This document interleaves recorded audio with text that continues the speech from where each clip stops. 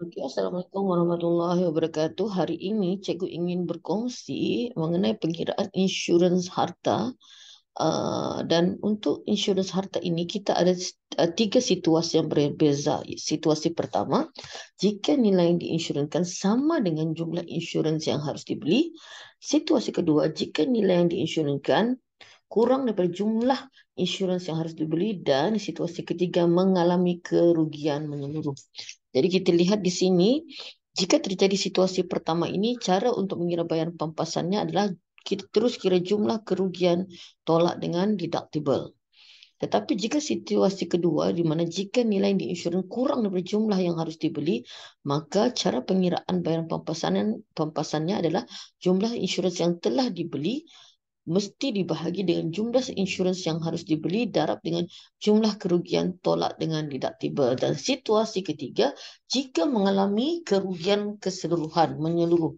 Jadi, cara pengiraan bayaran pampasannya adalah jumlah insurans yang telah diberi tolak dengan deductible. Jadi, maksudnya kita tiada pilihan, kita kena mengingat, memahami ketiga-tiga situasi ini. Okey.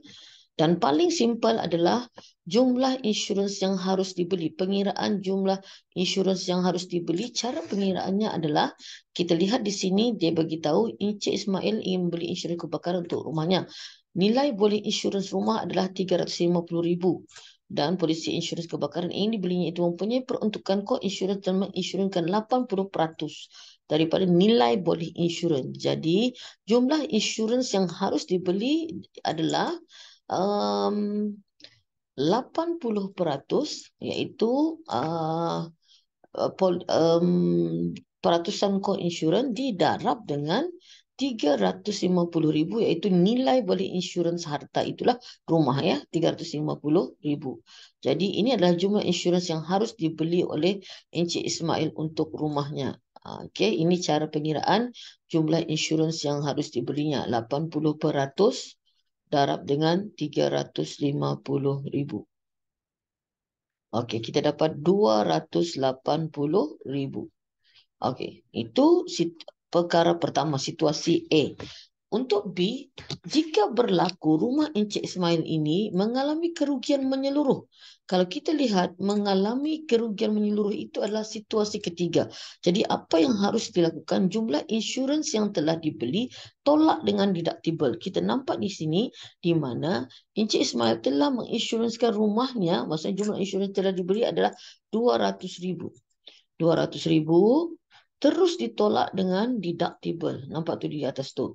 Tolak dengan 2,000. Jadi, kita tolaklah 200,000, 200,000, 200,000 tolak dengan 2,000. Jadi, kita dapat di sana 198,000.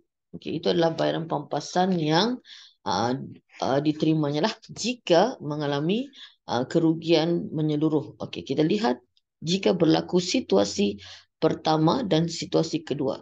Kita ulang, situasi pertama tadi adalah jika nilai yang diinsurансkan sama dengan jumlah insurans yang harus dibeli, dan situasi kedua jika nilai yang diinsurансkan kurang daripada jumlah yang harus dibeli. Okey, kita lihat di sini, setiap kali pengiraan situasi pertama kedua, kita harus mengira terlebih dahulu jumlah yang boleh diinsur, jumlah insurans yang harus dibeli. Kalau kita lihat tadi jumlah insurans yang harus dibeli adalah peratus kod insurans dengan nilai boleh insurans. Di sini nilai peratusan kod insurans adalah 70%. 70% darab dengan 300,000. Okey. Maksudnya ini sepatutnya jumlah insurans yang harus dibeli. Ini yang harus dibeli. Okey, kita kira 70% darab dengan 300,000. 210,000. Okey, settle. Jadi sekarang kita cuba jawab soalan B1. Rumah Encik Ismail telah mengalami kebakaran dan mengalami kerugian sebanyak 15,000. Hitung bayaran pampasan yang akan diterima jika Encik Ismail menginsurансkan rumahnya pada jumlah insurans yang dibelinya. Maksudnya, jika nilai yang diinsuransikan sama dengan jumlah insurans yang harus dibelinya. Maksudnya, untuk soalan B1 ini adalah situasi yang pertama. Jadi, jika situasi yang pertama, cara pengiraan pampasannya adalah jumlah kerugian 15,000 ditolak dengan deductible-nya iaitu 1,500. Okey, itu cara pengiraannya. So, terlihat di sini 15,000 tolak 1,500. So, 13,500 itu bayaran pampasan jika Encik Ismail jika nilai yang diinsurankan sama dengan jumlah insurans yang harus dibelinya. Okey. Sekarang kita lihat situasi yang kedua. Iaitu situasi kedua ni lah kan. Okey, untuk situasi yang kedua, jika Encik Ismail menginsurkan rumahnya dengan jumlah RM100,000. 100,000. Kalau kita lihat di sini, nilai yang diinsurансkan kurang daripada jumlah yang harus dibeli. Ini adalah jumlah insurans yang harus dibelinya iaitu RM210,000. Oleh kerana nilai insurans yang dibelinya kurang daripada yang harus dibelinya, maka pengiraannya adalah RM100,000. Okey, ini yang telah dibelinya.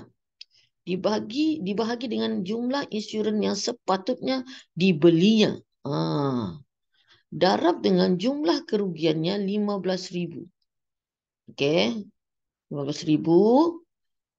Kemudian kita kira satu-satu lah ya. Kita kira ini dulu. 100,000.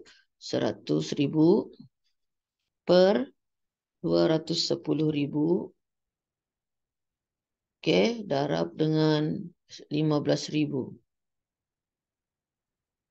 Okey, di sana kita dapat 7,142, 86. Barulah kita tolak dengan deductible-nya. Deductible-nya adalah 1,500. Okey, mari kita lihat berapakah bayaran pampasan yang akan diterimanya. Okey, jadi RM7,142.86 tolak dengan 1,500.